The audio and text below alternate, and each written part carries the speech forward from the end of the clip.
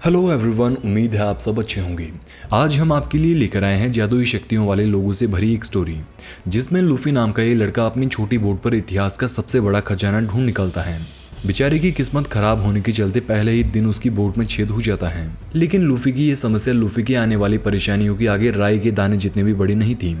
अब लूफी ने इन समस्याओं का कैसे सामना किया और क्या उसे खजाना मिला कि नहीं, सब बातें जानने के लिए कुछ पॉपकॉर्न्स लीजिए, आराम से बैठिए और बने रहे वीडियो के अंत तक।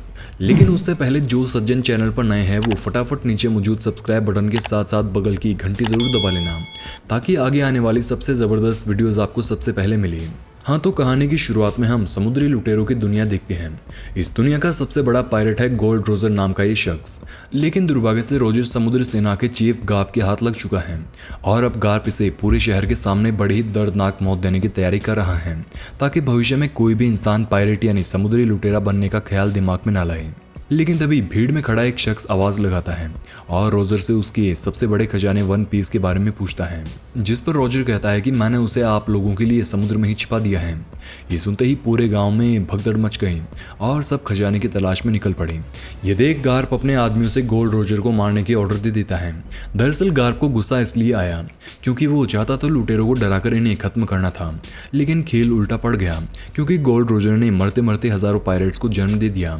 अब कहानी आती है 20 साल बाद, जहां हम मंकी डी लूफी नाम की एक अतरंगी लड़की को देखते हैं जो अकेला अपनी छोटी सी बोट पर वन पीस खजाने को ढूंढने निकला है।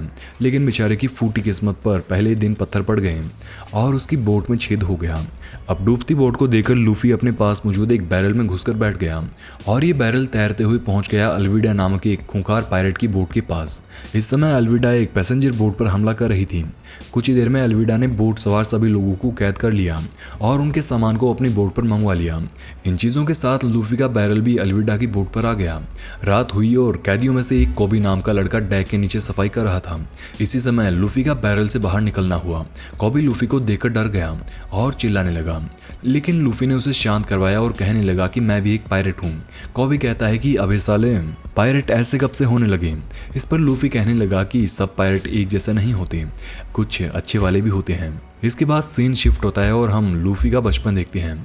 यहाँ हमें पता चलता है कि लूफी बचपन से ही पायरेट बनना चाहता था और उसका हीरो था पायरेट कैप्टन शैंक्स। लूफी अक्सर शैंक्स के पास जाता और उसके ग्रुप में जुड़ने की बात कहता, लेकिन शैंक्स उसे छोटा बच्चा बोलकर हमेशा मना कर देता। लेकिन एक दिन लूफी हाथ में चाकू लेकर अपनी काबिलियत दिखाने लगा और अपनी आंख के पास चोट खा बैठा। सीन वापस प्रेजेंट में आता है और लूफी कोबी को लेकर भागने की तैयारी कर रहा था। लूफी ने जैसे ही ऊपर आकर चप्पू उठाया तो ये पास में लगी घंटी पर टकरा गया और सब उठकर ऊपर आ गए। अलविडा को शक था कि लूफी एक स्पाई है, ऐसे में वो उसे मारने के लिए आगे बढ़ने लगी। अलविडा के पहले वार में लूफी बच गया। तभी अलविडा का एक गुंडा लूफी पर गोली चला देता है, लेकिन ये गोली लूफी के शरीर में घुसकर वापस गुंडे को ही लग गई। ये देख अलविडा सहित सब हैरान रह गए। अब लूफी अपनी सुपर पावर रिवील करते हुए दिखाता है कि कैसे वो अपने शरीर को रबर की तरह लचीला बना सकता है। गुस्साए अलविडा ने अपनी ही बोट पर आग लगा दी और कोबी पर हमला करने की कोशिश करने लगी।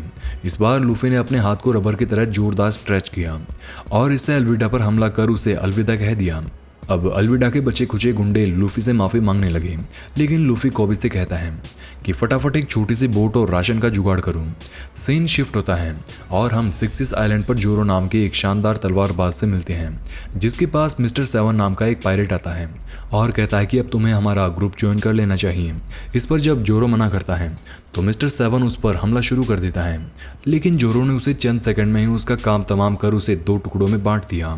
इधर लूफी और कोबी अपनी छोटी सी बोट पर मस्त बातें करते हुए आगे बढ़ रहे थे। कोबी उसे पूछता है कि तुम्हारी बॉडी इस तरह से कैसे स्ट्रेच कर सकती है। लूफी बताता है कि 10 साल पहले मैं पायरेट शैंक्स के खजाने को चेक कर रहा था। उसी दौरान मुझे एक डेविल फ्रूट मिला और मैंने इसे खा लिया। बस तभी से मेरे पास ही सुपर पावर है। वो फ्रूट खाने के बाद मैं स्ट्रेच तो हो सकता हूँ, लेकिन अब मेरे लिए तैरना संभव नहीं है। कोबी लूफी से पूछता है कि अब हमें कहाँ जाना है। इस पर लूफी कहता है कि ग्रैंड लाइन, ये वो जगह है जहाँ वन पीस यानी गोल्ड रोजर का खजाना दफन है। आगे कोबी पूछता है कि क्या तुम ग्रैंड लाइन का रास्ता जानते हो। इस पर लूफी ने ना में जवाब दिया और पूछने लगा कि तुम्हारे जीवन का भी तो कोई सपना रहा होगा। इस पर कोबी बताता है कि वो एक मरीन सोल्जर बनकर लोगों की मदद करना चाहता है। लूफी ने तुरंत प्लान बनाया और कहा कि हम मरीन बेस पर ही चलते हैं, तुम वहाँ सोल्जर बनने के लिए रुक जाना और मैं अपना ग्रैंड लाइन का नक्शा लेकर आगे चला जाऊँगा। इसी बीच उनसे कुछ ही दूरी पर हम देखते हैं कि नामी नाम की एक लड़की बोट पर खजाने का बक्सा लेकर जा रही है। लेकिन तभी दो पायरेट की उस पर नजर पड़ती है और दोनों सीधा उसे लूटने पहुंच जाते हैं। दोनों खजाने के लालच में लड़की की बोट पर आ जाते हैं और कड़ी मशक्कत के बाद जब बेचारों ने बक्सा खोल लिया तो पाया कि उनका बुरी तरह से कट चुका है। बक्सा खाली था और लड़की इनकी नाव लेकर भाग चुकी थी। कुछ देर बाद कॉबी और लूफी एक बार में पहुंचते हैं जहां जोरो और नामी भी बैठे थे। नामी एक मरीन ऑफिसर से फ्लर्ट करने की कोशिश कर रही थी तो दूसरी तरफ एक बच्ची जोरो को एक स्नैक्स ऑफर करती है। लेकिन इसी बीच बच्ची हेलमेपो नाम के एक शख्स से टकरा जाती है और हेलमेपो गुस्सा होकर उसके स्नैक्स को कुचल देता है। हेलमेपो एक बड़े मरीन ऑफिसर का बेटा था और उसी बात की धौंस दिखाते हुए लोगों के साथ नाइंसाफी करता है। जोरो ने जमीन पर पड़े हुए स्नैक्स खाए और हेलमेपो को बच्ची से माफ़ी मांगने के लिए कहा। इस पर हेलमेपो ने तलवार निकाल ली और दोनों के बीच फाइट शुरू हो गई। अब जोरो लगातार हेलमेपो और उसके आदमियों की पिटाई कर रहा था। लूफी भी जोरो की तलवारबाजी से काफ़ी इंप्रेस हुआ। इधर नामी एक मरीन ऑफिसर को बेहोश कर उसकी ड्रेस चोरी करने लगती है। दूसरी तरफ जोरो और हेलमेपो लड़ाई के बाद उसके पिता यानी कैप्टन मॉर्गन के पास पहुंचते हैं। यहाँ जोरो मॉर्गन से कहता है कि मैंने तुम्हारे कहने पर मिस्टर सेवन को मार गिराया है, मेरा इनाम कहाँ है। इस पर मॉर्गन कहता है कि तुमने एक मरीन पर हमला किया है और इसके लिए तुम्हें इनाम की बजाय सजा मिलेगी। इसके बाद मॉर्गन जोरो को कैद कर देता है। इधर मरीन बेस के पास मौजूद एक सीवर को देखकर लूफी के दिमाग में घंटी बजती है। अगली सुबह हेलमेपो जोरो के पास आता है और उसी की तलवार से उसे छेड़ने लगता है। हेलमेपो जाने के बाद जोरो के पास मौजूद सीवर से लूफी निकलता है और जोरो को अपनी टीम में आने का ऑफर देता है। जोरो ने जब लूफी का ऑफर ठुकरा दिया तो उसने पूछा कि तुम्हारा सपना क्या है। इस पर जोरो बताता है कि मुझे दुनिया का सबसे शानदार तलवारबाज बनना है। लूफी एक बार फिर उससे इंप्रेस हो गया, सो सीवर में वापस जाने से पहले उसने जोरो की रस्सियां खोल दी। इधर नामी ऑफिसर की ड्रेस पहनकर मरीन बेस के लाइब्रेरी में जाती हैं, जहां एक ऑफिसर की पूछने पर उसने बताया कि कैप्टन मॉर्गन ने ग्रैंड लाइन का मैप मंगवाया है तो मैं वहीं ढूंढने आई हूँ। लेकिन तभी वो ऑफिसर यहाँ आ जाता है जिसकी पिटाई करके नामी ने कॉस्ट्यूम चोरी की थी, मगर नामी ने अपनी स्किल से जल्द ही इन दोनों को पछाड़ दिया। तभी ऊपर छत से लूफी गिरता है। नामी उसे मारने के लिए आगे बढ़ती। इससे पहले लूफी कहने लगा कि मैंने तुम्हारी बातें सुन ली है, मैं भी वहीं ग्रैंड लाइन का मैप लेने आया हूँ, मिलकर ढूंढेंगे तो काम आसान रहेगा। लूफी और नामी मैप लेने कैप्टन मॉर्गन के रूम की तरफ जाने लगे, लेकिन मॉर्गन इन्हें रास्ते में ही मिल जाता है। नामी ने कहा कि मैं इसे जेल में डालने के लिए जा रही हूँ। नामी की कॉस्ट्यूम देख मॉर्गन धोखा खा गया। इतना ही नहीं, नामी ने जाते जाते मॉर्गन की पॉकेट से चाबियां भी चोरी कर ली। नामी की सफाई देख लूफी चौंक गया और उसे भी अपनी टीम में आने का ऑफर देने लगा, लेकिन नामी उसका ऑफर रिजेक्ट कर देती है क्योंकि उसे पायरेट से नफरत है। इसके बाद ये दोनों कैप्टन के ऑफिस में मैप ढूंढने लगे। इसी बीच लूफी ने गलती से एक बटन प्रेस कर दिया और एक सीक्रेट लॉकर खुलता है जिसमें एक चेस्ट था। इधर मॉर्गन को पता चल चुका था कि लूफी और नामी मैप चोरी करने आए थे। मॉर्गन सीधा ऑफिस की तरफ आया और अपनी कुल्हाड़ी वाले हाथ से गेट तोड़ने लगा। अब जब समय की कमी थी तो लूफी ने अपने पावर काम में ली और चेस्ट को खींचने लगा।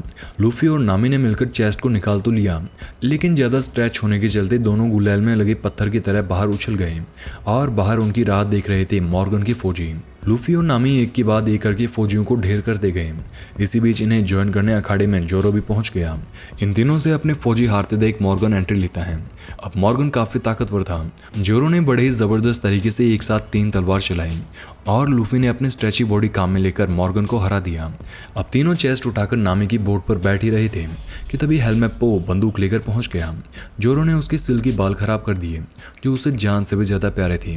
हेलमेपो उन्हें शूट करता इससे पहले कॉबी यहाँ पहुंच गया और हेलमेपो को बगैर अपनी शक्ल दिखाए एक मुक्का मारकर उसे बेहोश कर दिया। इसके बाद ये तीनों बोट में चढ़कर रवाना हो जाते हैं और कॉबी यहीं रुकता है क्योंकि उसे मरीन ज्वाइन करना था। सीन शिफ्ट होता है और हम मरीन ऑफिसर गार्ड को देखते हैं जिससे खबर मिलती है कि ग्रैंड लाइन का मैप किसी ने चोरी कर लिया है। जानकर गार्ड हक्का बक्का रह गया।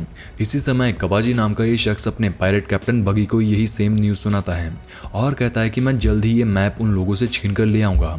इधर बोट पर लूफी अपने बचपन का समय याद करता है जब शैंक्स अपनी टीम के साथ बार पर आया और महीनों का राशन इकट्ठा करने लगा। लूफी ने उससे पूछा कि वापस कब तक लौटोगे, जिस पर शैंक्स ने कहा कि कभी नहीं। जिसके बाद सीन आज पर आता है और हम देखते हैं कि काफ़ी मशक्कत के बाद नामी ने चेस्ट खोल लिया और इन्हें ग्रैंड लाइन का मैप मिल जाता है।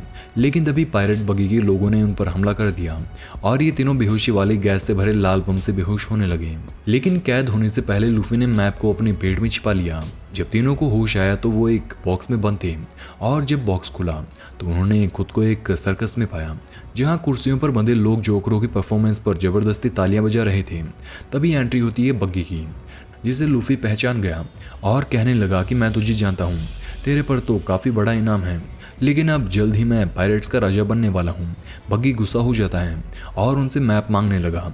इसी बीच नामी ने चतुराई दिखाई और यहाँ से भाग निकली, लेकिन बाहर आकर वो हैरान रह गई क्योंकि यहाँ उसने देखा कि इन लोगों ने पूरा शहर उजाड़ दिया। वो आगे भागती इससे पहले बग्गी के आदमियों ने उसे वापस पकड़ लिया और अंदर ले गए, जहाँ बग्गी ने उसे और जोरो को बाहर भेज दिया और लूफी से अकेले में पूछताछ करने लगा।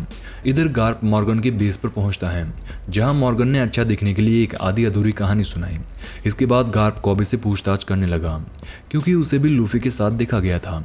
कॉबी ने बताया कि लूफी ने उसे अलविडा की कैद से छुड़वाया था। वो पायरेट बनना चाहता है और मैं एक मरीन ऑफिसर, इसलिए हम दोनों यहाँ आए। इसके बाद मैं अपने रास्ते और वो अपने रास्ते चला गया। अब मैं एक मरीन ऑफिसर बनकर लूफी जैसे पायरेट्स को पकड़ना चाहता हूँ। अब चूंकि लूफी को भगाते समय कॉबी को देखने वाला कोई नहीं था, तो गार्प को उसकी मासूमियत भरी बातों पर यकीन हो गया और उसने उसे अपने साथ यहीं पर रख लिया। इसके बाद गार्प ने मॉर्गन को इतना बड़ा झूठ बोलने के जुर्म में सभी ऑफिसर के सामने सजा दी। इसके बाद उसने अनाउंसमेंट की और कहा कि अब हमारा ध्यान सिर्फ लूफी को पकड़ने में रहेगा। दूसरी तरफ नामी को बग्गी के यहाँ एक पिंजरे में कैद किया गया था, तो वहीं जोरो को एक व्हील पर बांध कर रखा गया था। नामी ताला खोलने की कोशिश कर रही थी कि तभी कबाजी यहाँ आया और जोरो से बताने लगा कि उसने इनाम के लिए अपने ही भाई की हत्या कर दी थी, लेकिन जोरो से खराब जवाब सुनकर वो भड़क गया और उसे टॉर्चर करने लगा। इधर स्टेज पर बग्गी लूफी के हाथ पैर बांधकर उसे परेशान करने की कोशिश कर रहा था, लेकिन लूफी तो ये सब एंजॉय कर रहा था। तभी बग्गी की नज़र उसकी टोपी पर पड़ती है और वो पहचान जाता है कि ये शैंक्स की टोपी है। बग्गी बताता है कि मैं और शैंक्स साथ साथ थे, लेकिन उसने मुझे धोखा दिया। अब बग्गी एक बच्चे को मारने की धमकी देकर लूफी से मैप के बारे में पूछता है, लेकिन लूफी अपना हाथ लंबा करके बग्गी की खोपड़ी शरीर से अलग कर देता है। लेकिन तभी बग्गी की टूटी हुई मुंडी वापस उसके शरीर से जुड़ जाती है। बग्गी बताता है कि जो डेविल फ्रूट तुमने खाया है, ठीक वैसा ही मैंने भी खाया था, और उसके बाद उसे अपना शरीर अलग अलग करने की पावर मिल गई। इसके बाद बग्गी एक बार फिर से लूफी को बेहोश कर देता है। एक और फ्लैशबैक आता है और हम देखते हैं कि हिगुमा लूफी के पास बार में आता है और उनसे ड्रिंक्स मांगने लगता है। इस पर जब लूफी ने गुस्सा किया तो वो मारपीट करने लगा। इसी बीच शैंक्स अपने टीम के साथ यहाँ पहुँच गया और दोनों गुटों के बीच फाइट शुरू हो गई। शैंक्स के आदमियों ने उन्हें हरा तो दिया, लेकिन हिगुमा लूफी को लेकर पानी में चला गया, जहां एक सी मॉन्स्टर ने बोट पर हमला किया और हिगुमा को खा गया। लेकिन शैंक्स यहाँ भी समय पर पहुंच गया और उसने लूफी को बचा लिया। मॉन्स्टर ने जब उन पर हमला करने की कोशिश की तो शैंक्स कुछ इस तरह से उसके सामने डटकर खड़ा रहा, जिससे मॉन्स्टर वापस मुड़ गया।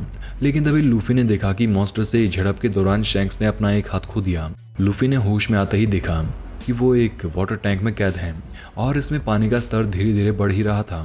अब टैंक छोटा और अंदर मौजूद पानी की वजह से लूफी की पावर्स भी विफल हो गई। दूसरी तरफ कबाजी व्हील पर चाकू मार मार कर जोरो को टॉर्चर कर रहा था, लेकिन एक चाकू से जोरो की रस्सी कट गई और उसी समय नामी भी अपने पिंजरे का ताला खोलने में सफल हो गई। नामी और जोरो ने मिलकर कबाजी को ढेर किया और सबसे पहले स्टेज पर आकर लूफी को बचाया। लेकिन अब लूफी के पेट से पानी के साथ साथ मैप भी निकल गया, मगर यहाँ लूफी ने मैप से पहले अपनी टोपी को उठाया और इसी दौरान बग्गी मैप पाने में कामयाब हो गया। अब जोरो अपनी तलवार से बग्गी पर हमला करता है, लेकिन बग्गी कई बार कटने के बावजूद भी सलामत था। इसके बाद बग्गी ने अपने शरीर के छोटे छोटे टुकड़े किए और बारी बारी से तीनों पर हमला करने लगा। इसी बीच जब बग्गी ने लूफी पर हमला किया तो उसे खाली चेस्ट देकर एक आइडिया आया। लूफी की टीम ने बग्गी के अलग अलग टुकड़ों को कसकर पकड़ा और अलग अलग चेस्ट में डालकर लॉक कर दिया। अब खतरनाक बग्गी पिद्दू सा बग्गी रह गया था। बेचारे लाचार बग्गी के पास सिर्फ हाथ और सर बचा था। इसके बाद लूफी ने अपने हाथ स्ट्रेच किए और बग्गी की मुंडी को समुद्र में फेंक दिया। इसके बाद तीनों ने मैप वापस लिया और शहर के लोगों को आज़ाद करवाकर अपनी मंजिल की तरफ रवाना हो गए। जाने से पहले गांव के लोगों ने उनका धन्यवाद भी किया। इसके बाद लूफी वो समय याद करता है जब शैंक्स ने उसे आखिरी बार गुड बाय कहा था। इस बार लूफी ने एक्सेप्ट किया और शैंक्स से कहा कि अब मुझे समझ आ गया है कि मैं अभी भी तुम्हारी टीम ज्वाइन करने लायक नहीं हूँ, लेकिन बड़ा होकर मैं सबसे बड़ा पायरेट बनूंगा। इस पर शैंक्स उसे अपनी टोपी देता है और कहता है कि ये टोपी रखो अपने पास। जब बड़े पायरेट बन जाओ तब मुझे लौटाना। यही वजह थी कि लूफी को ये टोपी जान से प्यारी थी। प्रेजेंट में हम देखते हैं कि नामी ने लूफी की खराब हो चुकी टोपी को ठीक कर दिया है, जिसे देख लूफी काफी खुश होता है और अपने साथियों से कहता है कि हमारा अगला पड़ाव सीधा ग्रैंड लाइन होने वाला है। लेकिन तभी हमें एक बड़ा ही अनोखा ट्विस्ट देखने को मिलता है, क्योंकि नामी अकेले बोट की बेसमेंट में जाती है और एक अजीब सा कम्युनिकेशन डिवाइस निकालकर किसी से बात करती है और कहती है कि मुझे मैप मिल चुका है, अब तुम लोग यहाँ आ सकते हो।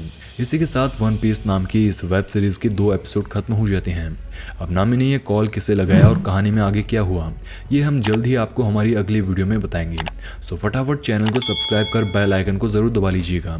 और अधिक जानना चाहते हैं तो बता दें कि वन पीस सीरीज नेटफ्लिक्स पर हाल ही में अगस्त 2023 के दौरान रिलीज हुई और IMDb पर इसे 10 में से 8.5 स्टार्स की रेटिंग मिली। तो चलिए वीडियो को यहीं देते हैं विराम।